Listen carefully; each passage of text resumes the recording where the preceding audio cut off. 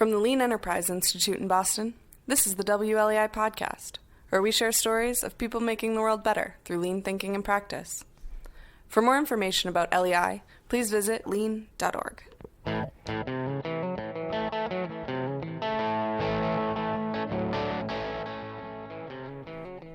Hi, I'm Josh Howell. You're listening to On the Job, a WLEI podcast where I typically sit down and talk with people leading organizations through transformations. They share their stories. I ask questions. And together we try digging up insights that can apply to other lean transformations. Hopefully, if you've been listening, you've taken away a useful insight or two already. For this episode, we're going to do things differently. There won't be a conversation, but rather, I'm going to share about my experience as a leader for an organization that was undergoing a lean transformation. In this case, that organization was Starbucks Coffee Company, where I worked from 2004 to 2009. Conversations with quote-unquote lean champions is part of my job. I'm so fortunate that I get to spend time out in the field visiting companies, visiting with lean thinkers and lean practitioners, as they try to instill lean thinking throughout their organizations. A hallmark of the offices of many of these lean champions is a corner filled with rolled up flip chart papers, artifacts of past lean activities like value stream maps. A hallmark of the conversations that I have are expressions of frustration with the situation that they're up against, with the challenges that they're encountering, with the people that they're working with who are not sustaining changes or choosing not to make any in the first place. I can relate to all of that frustration. Each of those things was a part of my experience while working for Starbucks, to be sure. Over the holidays, I spent time reflecting like everyone else, but this year I look back over 10 years instead of only 12 months, prompted by the 2010s becoming the 2020s. In terms of lean thinking, the 2010s was a decade of practice for me. Admittedly, my emphasis on practice has grown over the years. I felt like I knew a lot in 2010. I know much less in 2020. And as I reflected over the holidays, a single memory kept coming to mind, an image. It's a photo of my wife and I sitting on a park bench in Seattle overlooking the Puget Sound. It was early June 2013. We have big smiles on our face, and those smiles are framed by the evergreens that can be found throughout the Northwest and a clear blue sky. Locals would say, the mountains are out. In that photo, we look happy. In fact, we're minutes away from starting a meandering 4-day drive along every mile of Interstate 90 between Seattle and Boston. On that day, working for Starbucks was a recent memory. My last day had been only weeks before. I would soon be working for the Lean Enterprise Institute, and I was anticipating a dream coming true.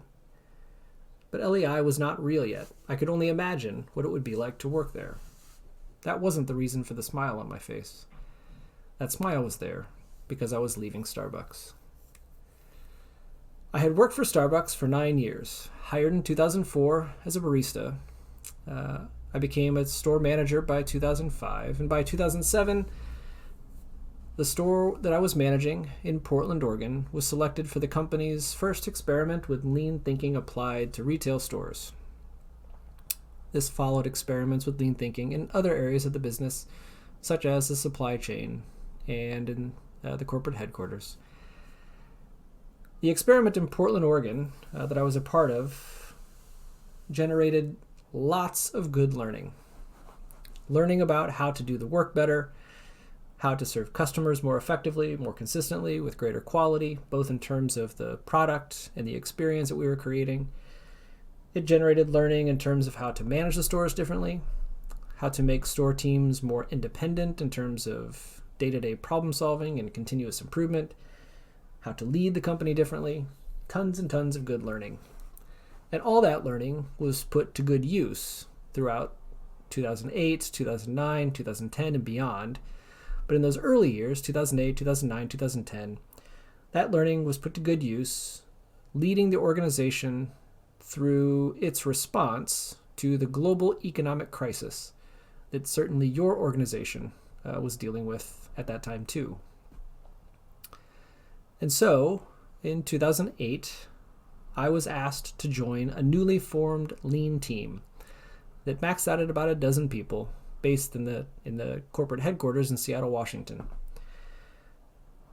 On that team, I contributed to the redesign of retail store operations and the recast of store and upper-level line managers, from implementers of solutions from headquarters to coaches of local problem-solving teams. And the company was making tremendous progress toward that ideal image.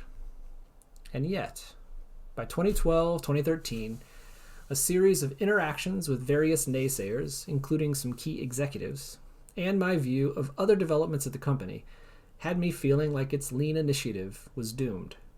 In fact, the lean team that I had been a part of was disbanded a month or so after I left the company. Its members were reassigned to other teams throughout the broader retail store services organization. In my view, it was a telltale sign of a failed implementation. That was my view then. But today, I'm not so sure. The overarching objective for Lean at Starbucks, when I got involved in 2007, 2008, was to help the company survive during a global economic crisis by improving the Starbucks experience for customers and partners, the company's term for employees, and delivering necessary cost reductions. As I mentioned, the crisis was existential. You may remember the company closing hundreds of stores at that time. Cost was a major problem. It wasn't the only one, though. In fact, I'd argue it wasn't even the primary one. And I think the CEO and chairman at the time, Howard Schultz, would agree with me. In his book, Onward, that was published in 2011, and that tells the story of Starbucks' turnaround during that time, during those years, 2008, 2009, 2010, he described the problem to solve, saying that the company had lost its soul, had lost the very essence of what the company aspired to be, what Starbucks calls the third place. It's not home, it's not work, it's the other place where people gather, with coffee at the center of it all, of course. He also saw that solving this problem, this kind of high-level problem, with its myriad smaller problems, was a leverageable opportunity that could strengthen the company for the long term. He kept saying we'd emerge from the crisis stronger than ever. In the minds of lean thinkers, strength comes from instilling PDCA into everything we do, creating a foundation for continuous improvement. And that's what my team and I were trying to accomplish. The question is, did we? I'll tell you, in 2012 and 2013, as I was deciding to and then ultimately leaving the company, my answer would have been no. My answer would have been that we failed. Today, however, in January 2020, I'd answer yes. If I start by looking back on what was happening in 2013 when I left the company, hindsight, it is 2020 after all, allows me to see the disbanding of a formal lean team as a net positive. I couldn't have seen it that way at the time. The truth is that this particular lean team was often isolated. We were doing our own thing, as if we knew better than everyone else. As you can imagine, this didn't make us very popular. Plus, and more importantly, it inhibited our effectiveness at working with and influencing others. Plus, one team had a lot of the company's capability for lean thinking. By disbanding the team and redistributing its members, that capability was embedded throughout a key department that supports store operations and store teams. If I look at the company today, albeit from a distance, the company keeps pushing to improve the Starbucks experience, both for its customers, definitely for its customers. One piece of evidence is their commitment to something like Starbucks Mobile Order and Pay. In spite of its complications, and there certainly are those, it does represent a customer-first mindset by making the experience for customers more and more convenient. Plus, that kind of a system also provides tons of valuable data that can keep fueling customer-driven improvement for years to come. The company also possesses a growth mindset, valuing organizational learning as a key competency. For evidence of that, check out a video on YouTube with the current CEO, Kevin Johnson, as he tours what the company calls the Trier Center. Anyway, even from a distance, I can recognize lots of lean thinking at Starbucks. It's pretty cool. Now, because I no longer work for the company and spend minimal time in stores, really only as a customer, what I can't observe today is what's happening behind the scenes for the folks who work there. Are they experiencing a better way of working? Are they learning how to solve the inevitable problems in their work? Are they allowed to try and fail in pursuit of even better ways of working that are situationally appropriate to their unique store? Are they given the resources, support, and coaching necessary? I don't know. I hope so, but I can't say for sure. In fact, I couldn't have said for sure even when I worked there. It's just too big of a company. Too many different experiences for folks, depending on really where they work and with whom they work with and for. But all right, thinking back to my conversations with lean champions, both on this podcast and as part of my job, and including a conversation with myself. The result for me personally of reflecting on the 2010s, and specifically reflecting on what was happening with me in 2012, 2013, sort of interrogating what happened that led me to leave Starbucks. Like I've sort of alluded to, if not said directly, at the time that I left Starbucks, I was experiencing lots of frustration.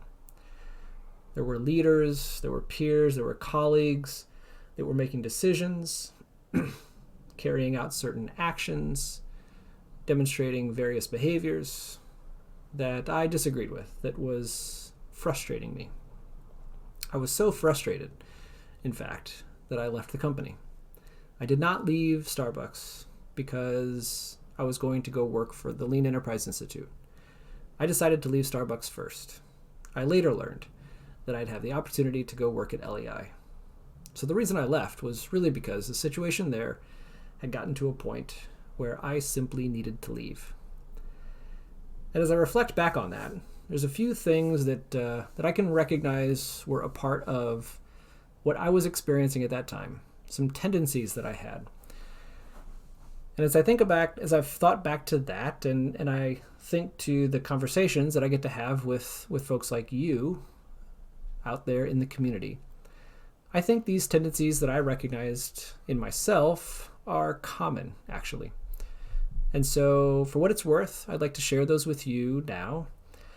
And, maybe you'll agree, maybe you won't. If you do agree, if you do relate to these tendencies, then by sharing them with you and by encouraging you to reflect on those a bit, maybe through awareness, you can counteract those tendencies and be more effective at achieving the aims and the purpose of your role as a lean champion within your company. All right. So the first of the 4 tendencies that I've identified. 1, lean champions can be so close to what's happening now that what's already changed and gotten better can easily go unrecognized. I know that was true for me back in 2012, 2013, when I was working for Starbucks. I was very much focused on things that were happening at that time that I disagreed with, that were frustrating to me, that maybe even made me angry, that all of the progress that had been made over many, many years by that time was just not a part of my overall assessment of the status of lean thinking in the company at large at that time. A second tendency is to define near-term goals in terms of what's possible, or worse, what Toyota has achieved over many, many, many decades. It's simply unfair. In 2012, 2013, Starbucks was still brand new to lean thinking. It had just been introduced to us, less than 10 years beforehand. We had been practicing it, I would say, even maybe for less than 5. And so, there I was reading about Toyota. Some of us out in the world even get a chance to go visit Toyota, and we see this incredible image of what's possible when lean thinking is applied throughout an organization. But to hold our companies accountable to that standard is, in nearly every case, simply unfair. And that's a tendency that, I guess I'm offering isn't such a helpful tendency for us to have.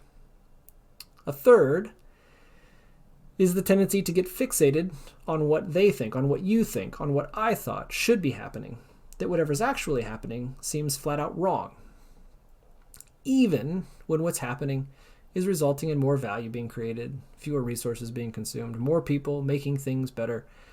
Even when that's happening, we get so consumed with, so convinced that our ideas are right, that whatever ideas other people have, we just consider them to be wrong because they're not ours. They're not the same as ours. That tendency, too, is an unhelpful one for us to have. So I believe it's, in my opinion, that these tendencies are important for Lean champions to recognize. The three that I've just mentioned really frame the challenge in a not so helpful way. And they make a difficult role, what is already a difficult role, even more so. Not even the grittiest person can succeed when this is their perspective. But the fourth tendency, I think, is the most pernicious. And that's the tendency to only reflect externally versus internally, to focus on what others are or are not doing versus taking a hard look at oneself. After all, you can only control your own thinking and actions. When I was at Starbucks in 2012, 2013, if I'm being honest with myself, my entire focus, all of my reflections were on other people and the situation at large. I was frustrated with my leaders, with my colleagues, with the company. I was even frustrated with Seattle, like it had anything to do with it. That really was why that big smile was on my face in that damn photo. In my 6.5 years at LEI, I've developed my capability to self-reflect as much as anything else. Let me tell you, at times it's been really a painful process. I wrote about one particular experience on the Lean Post, an experience that I had being dropped into a factory where I was given a target, a challenging target, and honestly, I failed to reach that target. That was a painful experience, and really the only way to learn from that experience was through intense, very critical self-reflection. A not at all painful memory, though, about self-reflection comes from the Lean Coaching Summit in Seattle in 2018. John Shook was kicking things off one morning, and he had a co-presenter who had overslept and was nowhere to be found.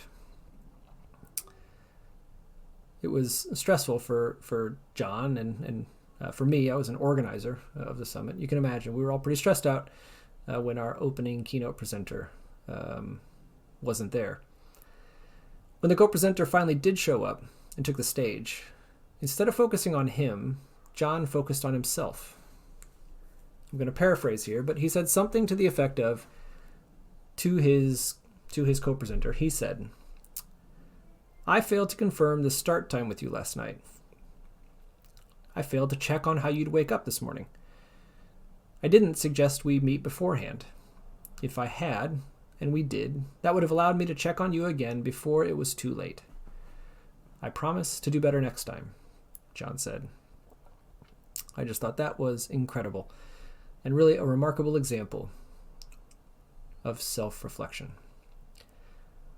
So, as 2020 begins, as the decade of the 2020s takes off, as Lean champions, coaches, thinkers, practitioners, I encourage all of us to look out for these tendencies in ourselves, but also in our colleagues, in one another. Let's help each other frame the challenges that we're up against in a more helpful and healthy way. Let's ensure that reflection is happening, of course, that has to be happening. Let's also encourage each other to reflect on good outcomes and how those are achieved as much as we do on bad outcomes and how those happen. And then also, let's encourage each other. Let's ensure that reflection focuses on that which we can control, on ourselves. Not only on others, which again is not only unhelpful, but unhealthy.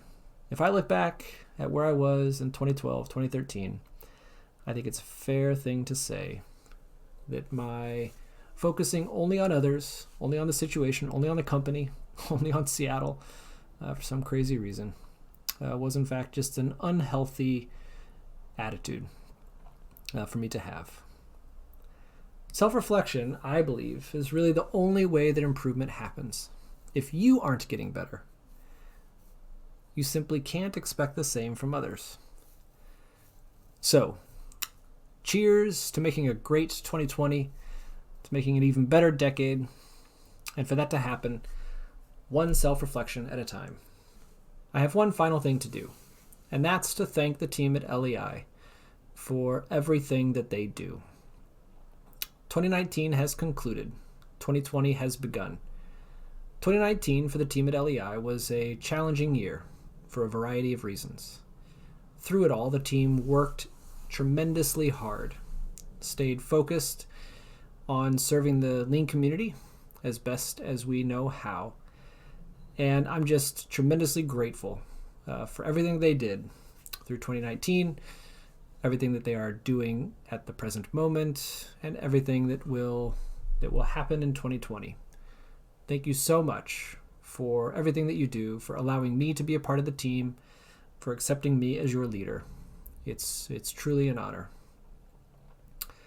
I'd also like to thank two particular members of the team, Lori Moniz and Emma Ripa, who handle all of the production for the WLEI podcasts. They handle the production for this episode. So thank you, Lori, thank you, Emma, for everything that you do for WLEI. Now, the team and I, including Lori and Emma, will be together in California on April 6th and 7th for the Lean Summit 2020. So we look forward to having many of you with us. You can go to lean.org for more information about the Lean Summit 2020. It's the theme this year is grit and perseverance. It's a theme that relates to the conversations that I have on the job, this podcast, the experience that I had at Starbucks, which honestly probably could have benefited from me having a bit more grit through it all. But anyway, if you relate to the tendencies that I shared about during this episode, that theme, grit and perseverance, the content, the speakers, the learning sessions, the hands-on activities, all of that is geared around that theme. So if you relate to the tendencies that I shared today, the Lean Summit 2020, I think will be perfect for you. In fact, if I could invite 2020 Josh Howell to the Lean Summit 2020, I would. I think he could learn a thing or two. Who knows? Maybe he would have stuck it out at Starbucks a bit longer. He certainly, I hope, would have given his colleagues, the leaders at Starbucks at that time, more of the benefit of the doubt. Anyway, we hope to see you there. And then finally, I'd love for you to be in touch. So this week's podcast is it's a bit different, both in format. It wasn't a conversation; it was just me talking. Hopefully, that was okay. But also, what I shared that this episode was a companion to an e-letter that I wrote, and that was distributed on the same day that this podcast is being published. And so that in and of itself was kind of an experiment. We'd love to hear from you about that experiment if you have any feedback, but also just about, I guess what I'm sharing about those 4 tendencies, about my experience, about my story. If you relate to that, if you have a story of your own, if you have similar or different insights, please be in touch and share those with us. You can do that in a few ways. You can reply directly to my e-letter, assuming that you receive it. You can email me directly at jhowell@lean.org. You can email us at pod@lean.org. And again, we'd love for you to be in touch. We'd love to get your feedback. We'd love to hear your thoughts in response to the thoughts that I've shared with you today. And then finally, if you have any ideas for future podcasts, we'd love to get those too. So again, you can email us with ideas for future WLEI podcasts at pod@lean.org. We're still kind of new to this podcast thing. WLEI has only been around for a couple of years. It sat dormant through most of 2019. It was restarted in October of 2019. So we know that we're that we have a lot to learn. We reflect as regularly as we can. Hopefully we're getting better. We will get better still, no doubt.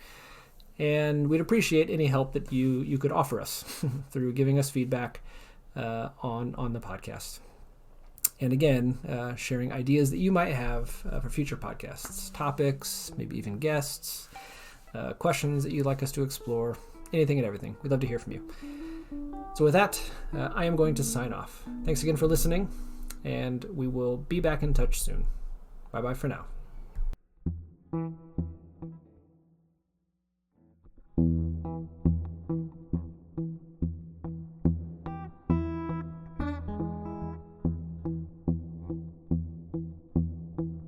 And thanks to our listeners.